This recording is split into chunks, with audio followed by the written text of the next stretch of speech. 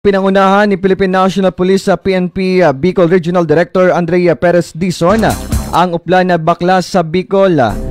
ngayong ika-28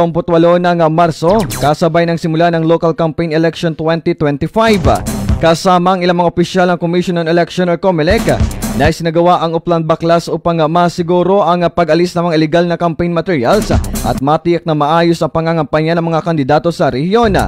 Ayon kay Dizon, ang mga kapulisan ay i-deploy sa mga pangunahing kalsada at sa mga lugar na inaasahan na magkakaroon ng pagtitipon ng mga kandidato at mga taga-suporta nito upang anya matiyak na ligtas, maayos at payapa ang eleksyon. Hinikayat din ito ang mga kandidato at ang mga taga-suporta na sumunod sa mga